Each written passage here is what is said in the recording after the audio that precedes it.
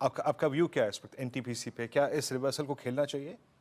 I think खेलना चाहिए Viren. This is a Contra trade setup. अगर आप इसका डेली चार्ट देखें तो 3 दिन का हाई यहाँ पे जो है वो एक ही टिक में निकल गया है। और मुझे लगता है कि यहाँ पे एक स्विंग ट्रेड मिलेगा, रिलीफ रैली मिलेगी, जिसका टारगेट होगा 335। सो एट अ लेवल ऑफ 322 आपको बाय करना है। आपका स्टॉप लॉस जो होगा वो रहेगा 315, यानी जो ब्रेकआउट हमने पकड़ा वही हमारा स्टॉप लॉस होगा, और लॉन्ग करेंगे 335 टारगेट। च- चलिए अब एक बार ऑयल मार्केटिंग कंपनीज के शेयर्स देख लेते हैं, एचपीसीएल, बीपीसीएल। शरद जी, एचपीसीएल, बीपीसीएल, एक व्यू ये बन रहा था कि अगर तो ब्रेंट के प्राइसेस नहीं बढ़े होते तो 2 रुपए की प्राइस कट कोई बहुत ज़्यादा डैमेजिंग नहीं होना चाहिए था स्टॉक्स के लिए। लेकिन हमने, क्योंकि ऑलरेडी प्राइसेस गिर चुके थे इस एंटिसिपेशन में कि प्राइसेस कट होंगे। शरद जी, तो अब क्या व्यू बन रहा है आपका इस समय ऑयल मार्केटिंग कंपनीज को लेकर? क्या इस करेक्शन में बाय किया जाए? देखिए, इसमें तीन चार चीजें प्ले आउट कर रही हैं। एक तो जो रशियन क्रूड के में इनको डिफरेंस मिल रहा था, वो काफी हद तक कम हो गया है। मेरे हिसाब से पीक पे $15 के आसपास था, अभी वो सिर्फ $2 के आसपास रह गया है। इसके अलावा ये जो प्राइस कट आया है, इसकी वजह से जो मार्केटिंग मार्जिन्स थी खास करके डीजल में, जो लगभग शायद मेरे हिसाब से 2/3 के आसपास ऑफ टोटल इनके सेल्स में कंट्रीब्यूट करता है।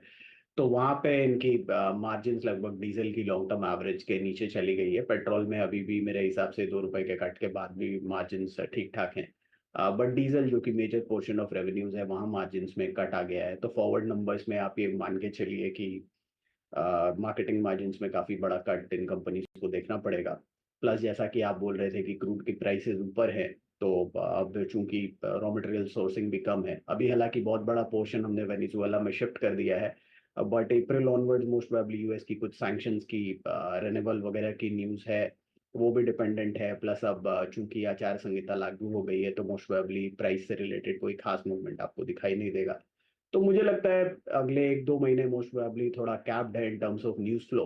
और अगर वेनेजुएला वाली सैंक्शंस वापस से आ जाती है, क्योंकि भारत वापस से काफी बड़ा बायर निकल के आया है वेनेजुएला से, और रशियन क्रूड में जो डिस्काउंट था वो भी खत्म हो गया है तो मोस्ट प्रोबेबली अगले क्वार्टर वाली कमेंट्री भी आपकी बहुत सबड्यूड रहेगी। प्लस रशिया यूक्रेन टेंशन की वजह से वहाँ के रिफाइनरीज पे जो अटैक्स वगैरह हो गए, वो एक अनदर एक और लेग ऑफ प्रॉब्लम है, जिसकी वजह से तेल की कीमतें ऊपर जा रही हैं।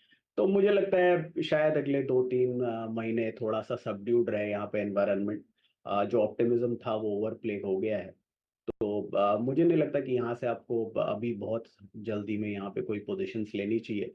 8-10% और नीचे मिलता है तो मुझे लगता है वहाँ पे ग्रेजुअली इन्वेस्टमेंट बेट्स लेने के लिए काफ़ी बढ़िया आइडिया हो जाएगा। बट ज़्यादातर जो टेलविंड्स थी वो हेडविंड जैसी नज़र आ रही हैं at this point in time.